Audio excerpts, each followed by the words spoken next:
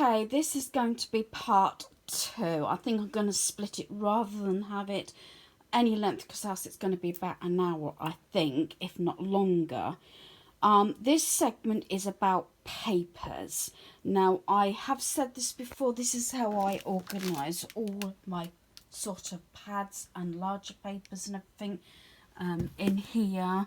These big pads that I've got for the works, larger papers and things like that, and so they're all here. That is for an evening. As I said, that's like embellishments and everything I'm trying to sort out. So I've left that there. It did go there originally anyway, but I don't want to clutter that up, but I'm going to look at that. That's a photo album. I said I've got it from the charity shop. A lot of photo albums or CD cases, things like that. I'm talking like the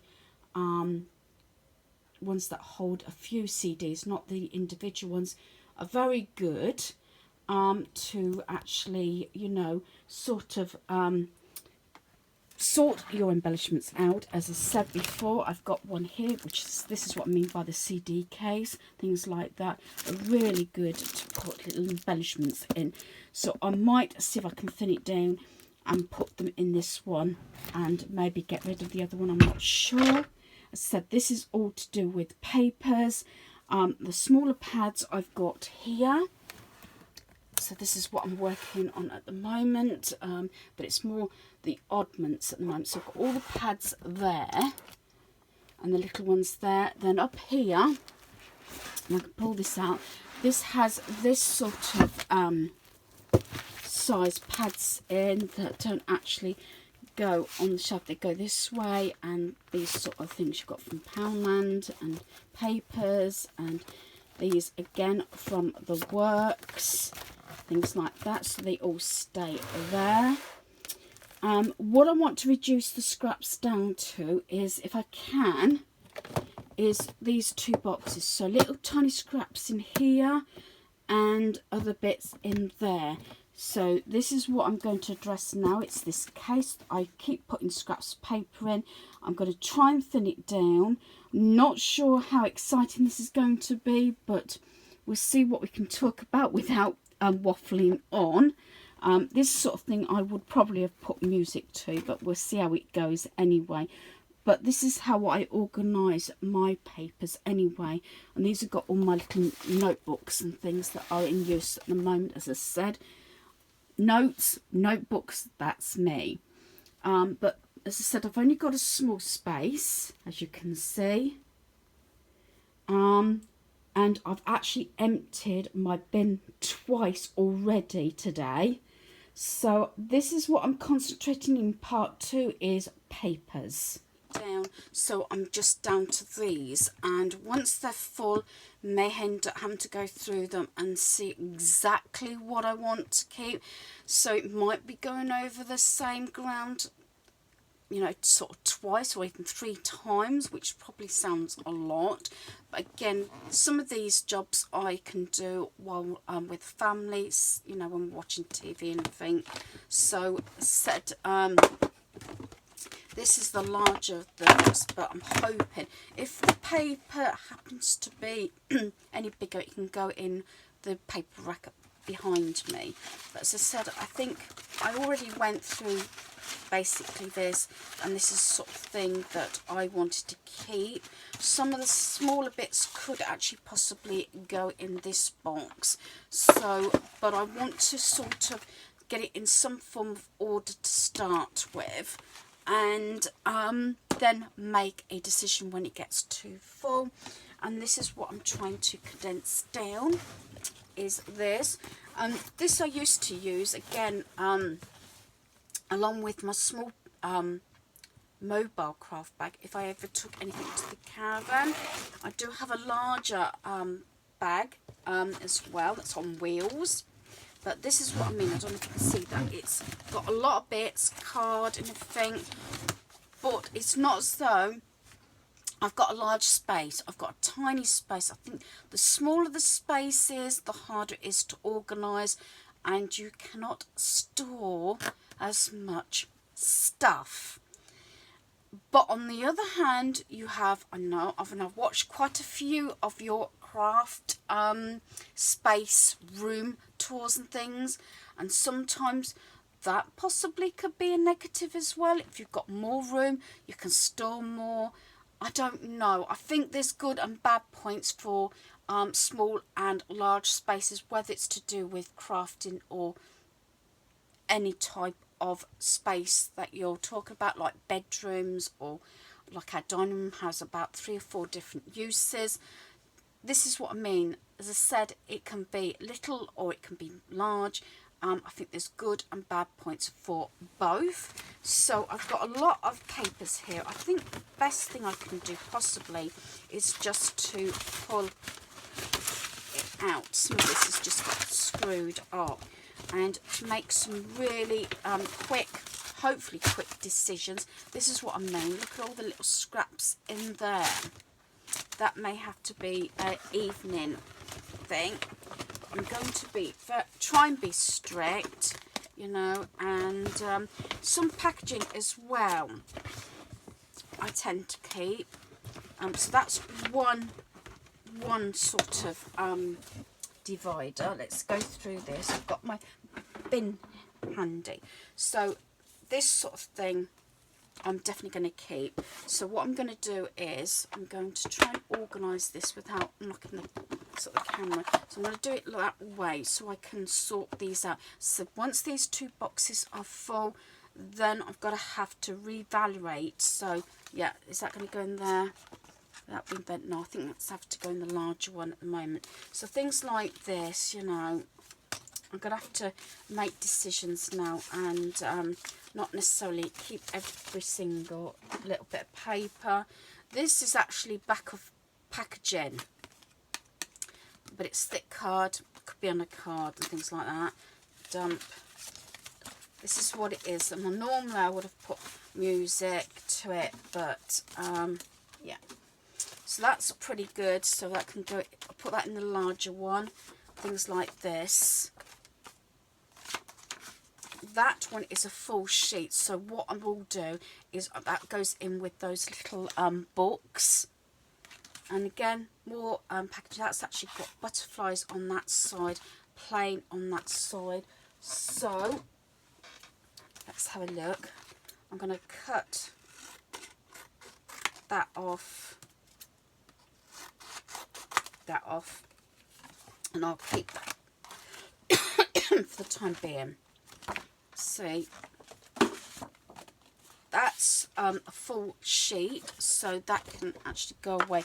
The main idea is to do it so I'm just using the scraps when I do any projects if I can. So I keep keeping these because it's decent card.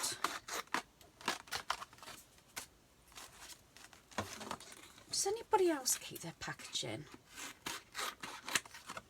But as I said, once these boxes are full,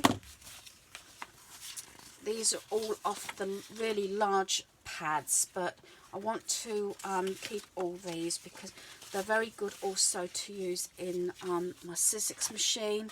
I'm going to keep those. But I've got all these little bits of scrap papers, and let's take that off there. I can only keep what I can get in the boxes. Now, like this one, that's a complete sheet. That can go away.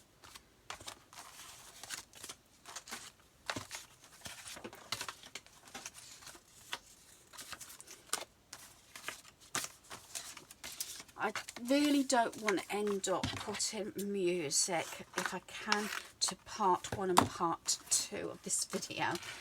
Just for the fact, it's a larger one, I'm trying to get away from it. That's a card. Now I'm going to put that in the bigger one, I think, at the moment.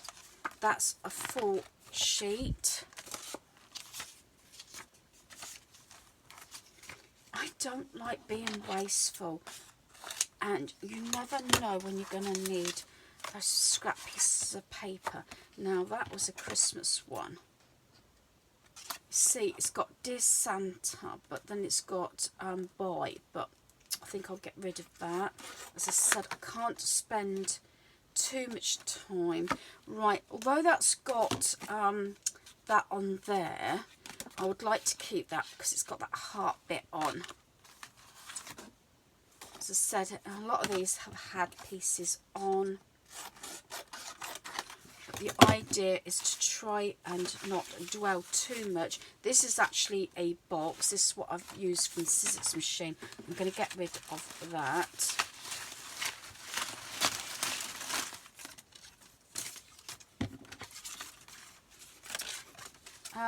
Let me know if you're a crafter or whatever and you have this dilemma about, you know, not wasting things, but on the other hand you do want to get more organised. Do you feel guilty? It doesn't necessarily have to even be crafting. Do you feel guilty sometimes getting rid of stuff? I think you have to be not just honest with other people, and I've brought this up before about receiving gifts or perfume or whatever, or scents that you're not keen on, but being sort of straight with yourself and things like that. And a lot of things, if you do things straight away and not let them build up, it's not such a big task. So once I've hopefully completed this process and I can see things are organised and easy to find, things like that, then hopefully I wouldn't you know, have to go through the whole process again. I can just do mainly sort of reviewing what I've got. As I say, some of these papers I really do like, and I want to keep these because even when our community centre reopens, I can take some of the even some of the scrap papers, you know, these bits or larger bits, so that they can all you know, sort of do some cards and everything, because a lot of them haven't got the craft supplies, or they're trying to learn new sort of crafts. So it gets to a point that I have to make split decisions, and I'm trying not to dwell too much on certain things. These are larger papers, but that one is a full sheet. That one I might cut. That one can go behind me, which I'm just going to leave there for the moment. This one, because I want to put it in my box and it's been used, I won't do it that way.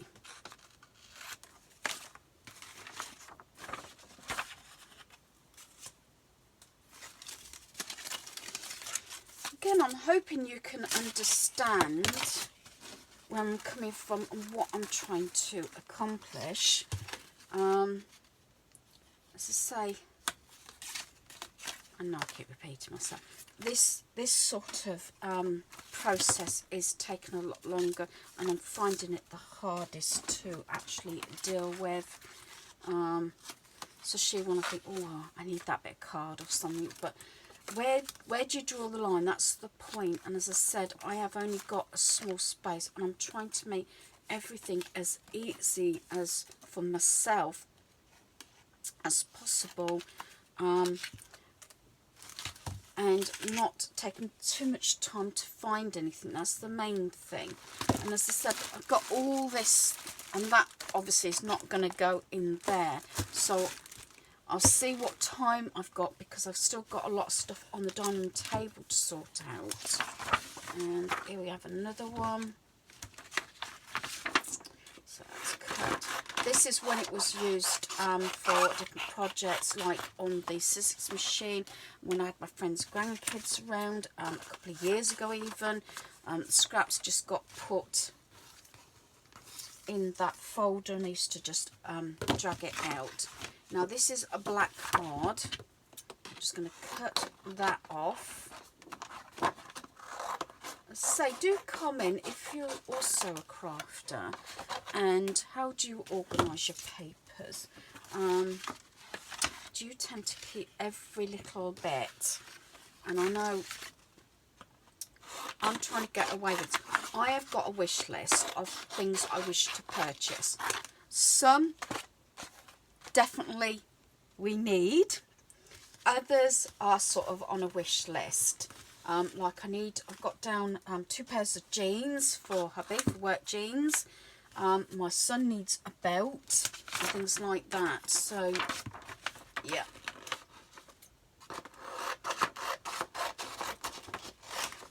But I've still got birthday money, and I had mother. I have money from Mother in Sunday as well.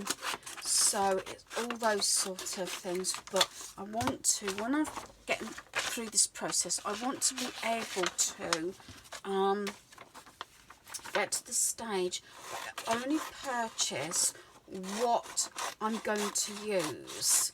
I know I keep saying, especially charity shops is the worst for me, because I see something and I think, well, I can do this, I can do that with it, and you get those pieces to do those projects just in case you need it.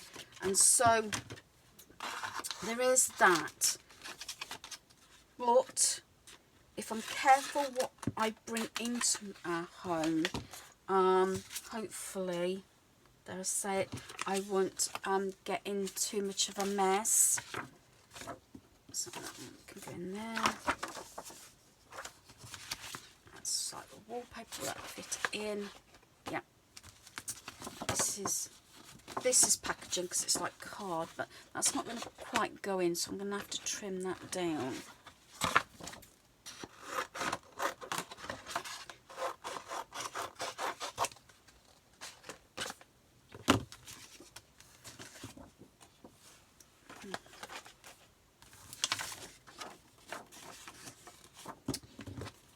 I'm not sure how interesting this is going to be to you, but if it gives you some motivation or encouragement to sort an area out, it doesn't necessarily have to be crafting. It could be something else that you put off. Maybe I can put it in this way, because I know a couple of close relatives and friends that this way. Not necessarily into crafting, but their nemesis is books. And yeah,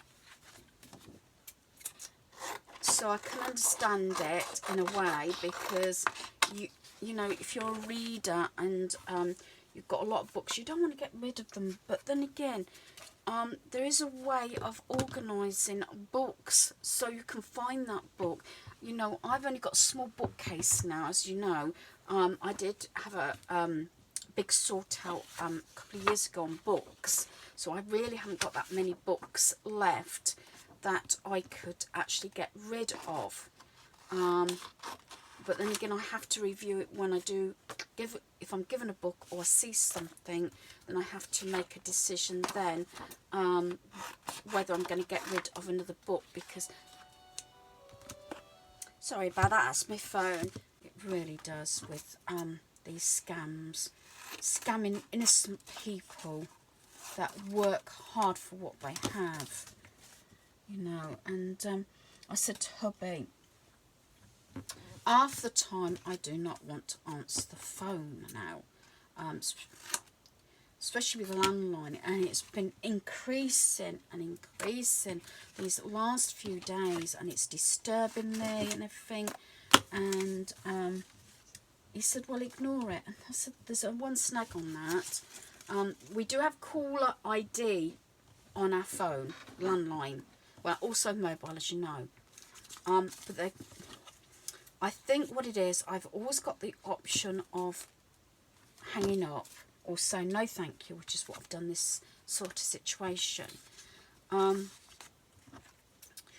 Because there could be that situation that, I don't know, it could be a police officer or something. It doesn't necessarily have to come up as 999, I don't think. It could be somebody that from work, one of the guys works, they've had an incident or an accident or something, very often, you know, because let's face it, how many of you, well, you should do anyway, have got locks on your phone? Hands up, we've all got locks on our phone. So unless you know that code, you cannot get on the phone. So you can't use that person's phone, if you understand.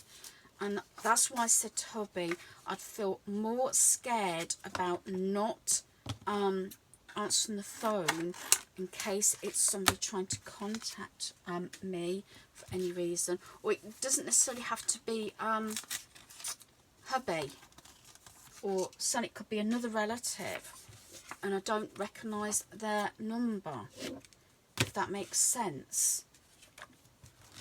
So there you are.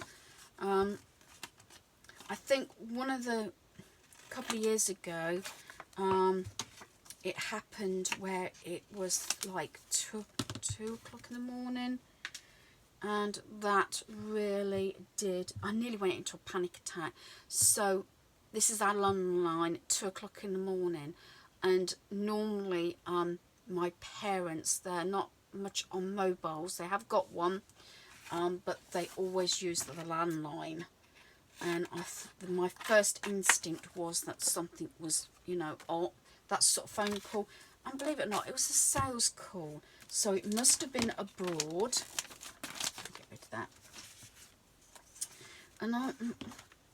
And it really did have me sort of like that, because I honestly thought the worst, especially that sort of time of day, well, morning, early hours of the morning, and you get a call like that, and it was a sales pitch. Obviously it was somebody abroad, and it really did irritate us because then I couldn't get back off to sleep. So yeah, phone calls, but like I keep going back, I said to hubby, the main reason I answer the phone is because I don't know who's on the other line, and it could be emergency for anybody, and I would feel, I think, worse. My mind would be going, thinking, oh, what if that was an emergency and they couldn't get hold of me, you know. I don't know how anybody else feels about it, but as I said, it's just one of those things, isn't it? But I'm rabbiting on again, and but then again, it's those sort of things, isn't it? Right, is that just a card? Well, that's got a bit there, but I might be able to cut it along there and make that into a card. Let's put, I'll do it close there because I'm not the straightest cutter. I might need a guillotine. That can make an Easter card or whatever, so I'll put that in with the envelopes and everything. But yeah, let me know, you know, your views on it. As I said, sometimes I'm frightened of backlash on certain subjects. But I think more with the technology era we're in now, you're having to be more and more careful, I think, anyway. I don't know if anybody else is the same. But like I said, sales people have had some real pushy ones. And one time, actually, hubby was home, and when I answered the door, and no one will mess with him. No one will mess with our son, actually, because he's tall. And I think sometimes salespeople can, you know, sort of, what's the word? Not force themselves, but be intimidating is the word I'm looking for. Yeah, intimidated. And I hate that. Even hubby, as when we've been looking for something particular, if someone's really pushy, we actually just walk away and said no, because we will not be forced into it. Anything to do with technology, it's hubby. Hubby's there. Hubby will knows what he's talking about most of the time. If it's anything to do with technology or whatever, and you know, he will ask questions if need be, which is fair enough, but he will not be forced into something. And I'm stronger that way. As I said, with everything going on and my nerves and anxiety and panic attacks, you know, I think, you know, I felt as though sometimes I got intimidated by people, especially salespeople, you know, it ruins the experience, especially if you're going out and you're treating something to a new appliance or something. The last thing you want to do is being forced into something that you don't want, you know. I've had situations where I have been quite forceful, and hubby has been surprised when we went to purchase our brand new Picasso. Our first brand new car, completely brand new. We've only had one. I was working full time at the start of that as well, so that's why we saved up for a brand new car. And we've seen the advert and everything. We wanted a silver metallic one. We knew exactly what we wanted. Hubby knew all the specs he wanted, and when we went to purchase it, at this proper dealer, he turned around and gave us a phenomenal figure, which was not the figure they were advertising, which actually is fraudulent. Again, if that's the right word. And they said basically the price that they were mentioning was for a white, not silver metallic. It was going to be another something ridiculous, like £600-700 or more pound to have a silver metallic one rather than the white. And there's no way I was going to have a white vehicle. I'm sorry if you've got white vehicles, but we wanted the metallic silver and this, that and the other. And then hubby took the guy over, and he says, on the big notice that was above the vehicle, he says, tell me where that says that price is for just a plain white and not the metallic silver. And he said, there isn't. And he says, right. He said, so you're being fraudulent then for what you're selling, because it doesn't say on that big sign that it says that price for that vehicle with that specs, and it doesn't say anything that it's extra for metallic silver. Well, he tried to talk us round, and hubby said no. And then I stepped in, and because he said, oh, come and sit down. We did sit down, and he waffled on a bit more. And he said about this £700 pound, this, that and the other. And in the end, I turned around and said, well, I got up and I said, well, if you don't want to take our cash, I said, this is not finance, it's not a part exchange, this is cash for a brand new vehicle. I said, we know what we want to pay, and we've worked out how much it should cost, and now you're saying we can't have our brand new vehicle because we've got to pay the extra for the colour we want. And I said, well, if you don't want our business, I said, we'll go elsewhere. We'll forget about the Picasso and we'll go for a totally different vehicle, which at the time was absolutely blown because we'd set our heart on that particular vehicle. And anyway, we got up, well, I got up, my hubby followed suit, and I thought, I can't be doing with this. We came in hoping it was going to be straightforward, got the money, and whatever, for whatever reason. And he said, oh, well, wait a minute. He says, oh, don't go, maybe we can work something out. And he disappeared upstairs, and we could see through the glass. There was a couple of guys looking down, you know, and then they turned around and he come back and he says, okay, you can have it for that price, because obviously he didn't want to lose the sale, and there was no finance, there was no part exchange, nothing. So as I said, and I did stand up for myself and hubby. And I think hubby was really surprised at the time as well. But it just shows you what can happen We did get a few extras as well at the time, which was really good. And it came with, I think it was a sat-nav. I think you could have a choice between a bike and a sat-nav. We went for a sat-nav because at that point we'd never had a sat-nav. So yeah, so I'm getting a lot here. I think a lot of this I'm going to end up dumping.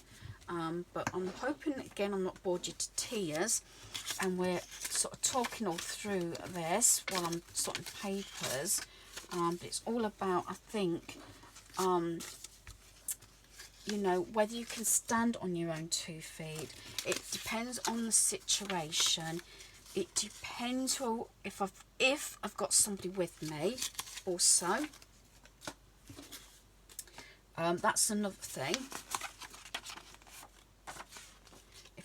And what they're talking about, what the situation is. If it's something, I don't know. You don't know much about, like, if it's technology, PCs, computers, anything like that. You know, I don't know what I'm talking about. And a bloke could be waffling on and I'm not sure. Had it a few times, and I've actually turned round in front of the sales assistant and said to hubby, I said, does this make sense? Do you know what he's talking about?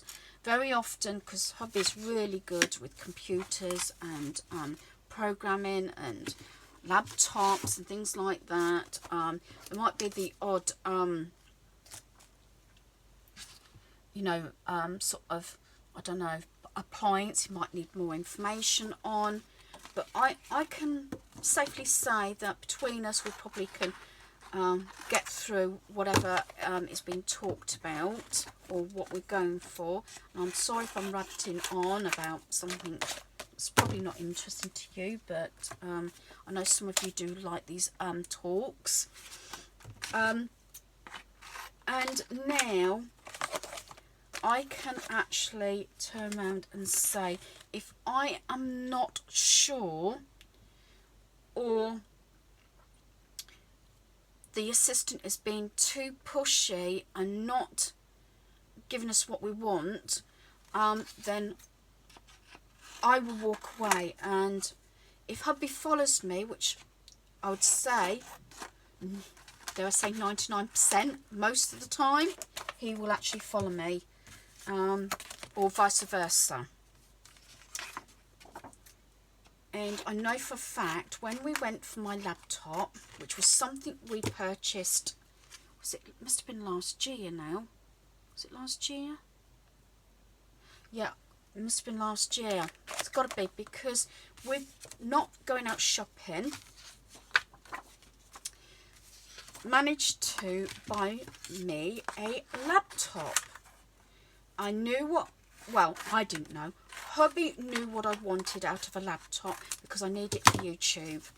Watching it, uploading, you know, things like that. I do most of my, now let me just say this, I do most of my editing actually on my phone. And I just got into that routine, especially when we used to be away a lot. And so we knew what we wanted out, or hubby knew what I needed. Rabbiting on like I do my shopping online and things like that. What I required from a laptop, what the specs and everything. He knew before we went what we needed. So we've got an assistant. This is between lockdowns. And this assistant was trying to actually sell us something that was £200 more, and it was something that was not meeting my needs, or it was too sort of high specs for me. I like things pretty basic. It takes me a little while to sort things out. And anyway, he said no, and this assistant went on and on and on. So I walked off, And I grabbed another assistant. And funny enough, I picked this bloke. He was actually, no, tell a lie, he had a suit on. And I think he was like a manager or something, you know, who directs the sales assistants to where they needed to go, because you could only have so many people in the store. And I said, I'm making a complaint. So I said, we have an assistant. We want a laptop. We're prepared to pay for one. We want one. Don't really want to leave without one. We know what we want.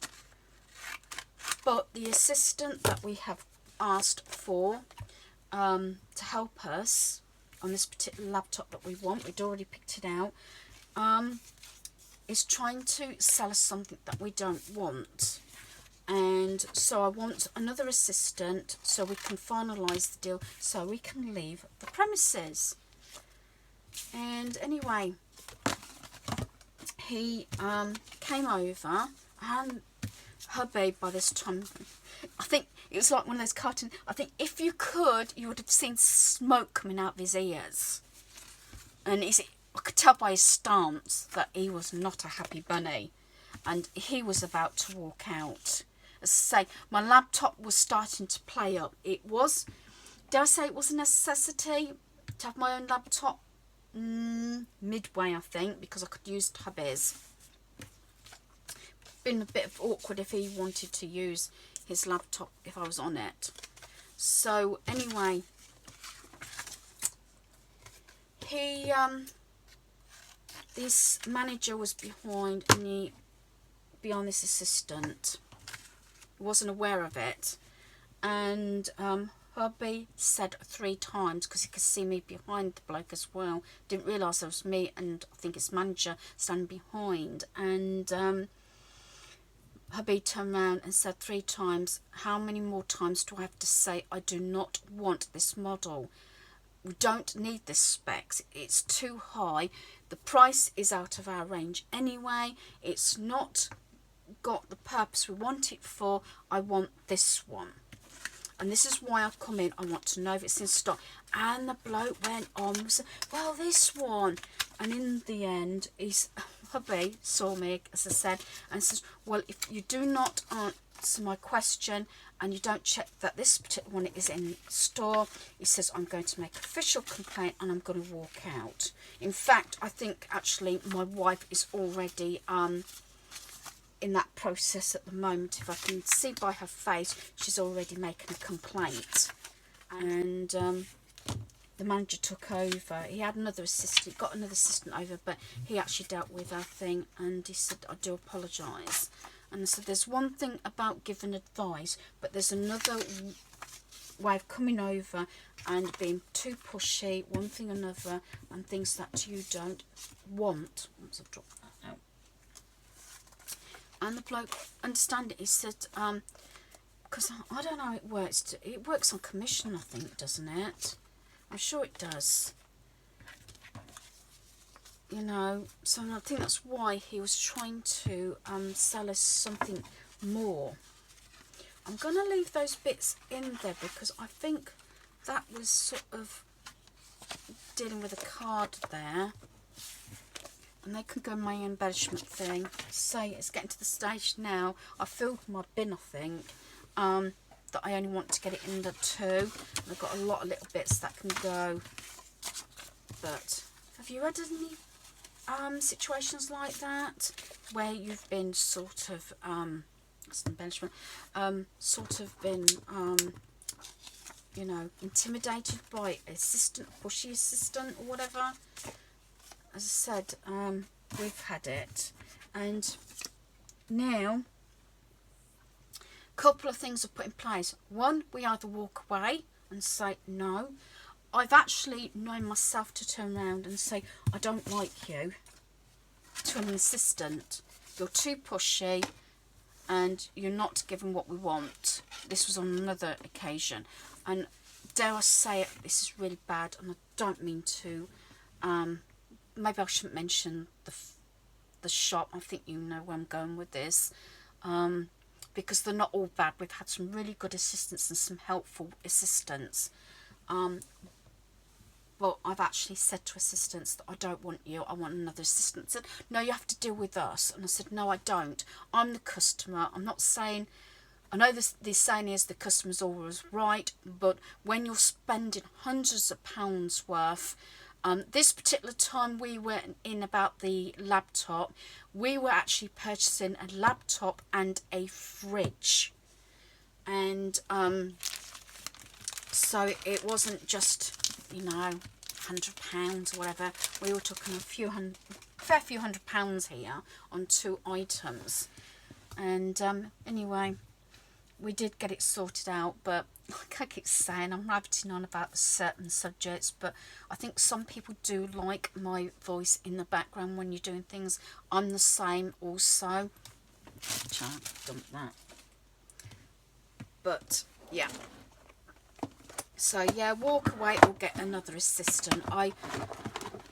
Especially in between lockdowns, because they only allow so many people in a store, and if I'm not happy with the assistant or hubby's not, we do not continue with the transaction. There we are, getting a bit technical here. The transaction, yeah, will not be forced into something, especially if it's costly, that we don't want. And I'm sure you know you can relate to this.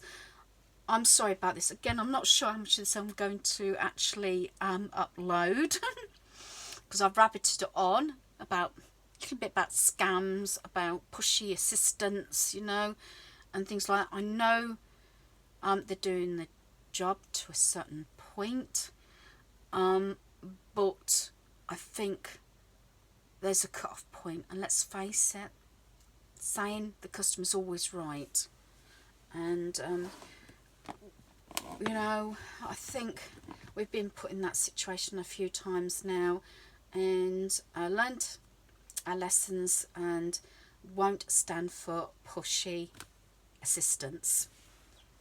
Yeah.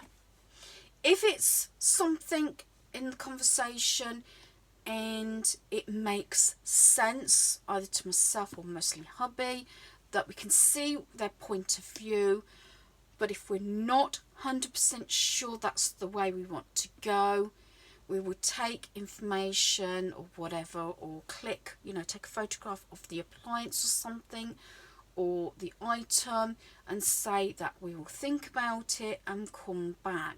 And if that assistant starts again, then we just say no. Yeah, it's like a few things. The Chatty barbecue, hubby researched that for about a year, about portable barbecues for the caravan.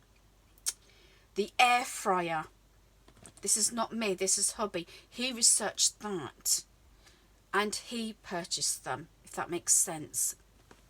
But again, I'm sorry about this. So there we are, down to 2 boxes. Sorry about the waffling if you've heard it. I have actually got another segment which I'm going to sit and do, but I'm not sure that I'm going to film it.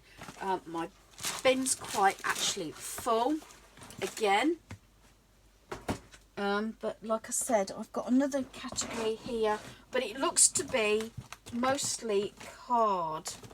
Yeah, looks like card and stuff like that in this segment, so a lot of this may end up, I can't put it in here, it may end up being dumped. Right, it's quite pleasant out at the moment, so I've put some washing out rather than put it on the air or through the tumble dryer.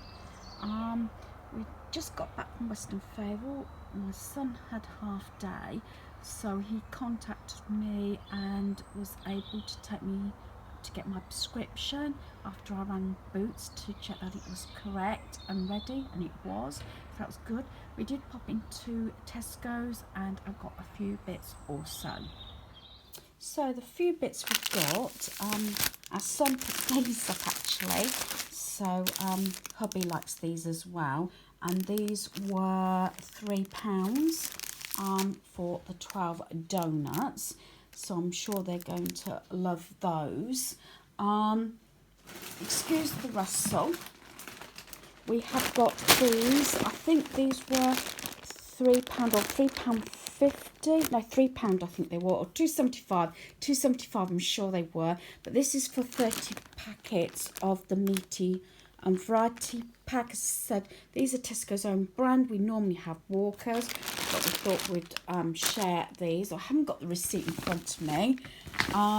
We also picked up some fairy cakes. This are just the plain. I believe these were 75p. And the reason I picked these up, because normally I would have gone for something that had maybe some kind of chocolate chips or something in. But the reason I did that is because I can warm these up as a dessert along with this. I don't know. This must be, is this something new? Or just they bring this out at Easter time. It's a limited edition. I love the packaging look. Chocolate orange flavour Devon custard. Just for something different. And I think this was also 75p, I would like to say. I've got a loaf of bread ready for packing up. This is just to tie me over until my full food shop comes. I haven't put it through yet anyway. I believe that was £1.20. Managed to get the family Fajita Kit. I think this was £3.75, but this is, I say, the biggest packs. Normally I spend £4 because I tend to get 2 packs. That's if they're on offer, £2 each. And also, if you remember me saying on one of my videos, one of the things on the list was our son needed a belt. When I went in Tesco's the other day, or was it the other day or last week or something, for some reason, I think it was the post office, they didn't have any belts but only small. Managed to get the extra large one. This was £10, and that's it. From Tesco's, as I said, just because our son needed a belt, and hopefully that will be okay to tie him over. Medications in there which I can't show you, and I sent to pick up another of these seasoning packets to go with this one, but that should be enough because it is a family one. On top of that, we did pick up some tomatoes, some chicken breasts that are in the fridge at the moment because this is what we're having for tea. So it'll probably be one of our cooked picnic, carpet picnic meals tonight. You know, when I put the heat resistant mat down, really ought to get my nails done. So I've come to a standstill with all my other jobs. Washing machine has been left at the moment to see if there is a problem with it. I don't put it back on until hubby's home. I have got a bit of a mess here, and I sort of dropped everything. And I'm still going through some of these bits, but I dropped everything due to the fact I said we popped out. At least that way I've now got my prescription. I've also got my insulin, so both of my prescriptions were put through to boot. So great result. Right, for dinner tonight we have got a hot picnic tea, which is chicken fajitas. So here's the chicken. Yeah, that's hot, so be careful. Adult supervision. I'm hungry. Yeah, and obviously we've gone for the family box this time. This is the big family size, and we have the smoky barbecued, which is the mild. And you get two sachets of the sauce, a larger of the spices to go on the chicken, and then we've cheated a bit because when we went to Tesco's we bought some grated cheese already made, and we've got some tomatoes and lots of onion. It's only a Denise couple likes more. onion, lots of onion. Yuck. and onion. And tomato. I've already said onion and tomato. I didn't say cheese. Do you want to put your penny's worth in as well? No. No. I'm hungry though. So, well, you can just smell it, can't you? Is it wafting over? No, I'm hungry. Right, so that is what's for dinner tonight. Duh, duh, duh.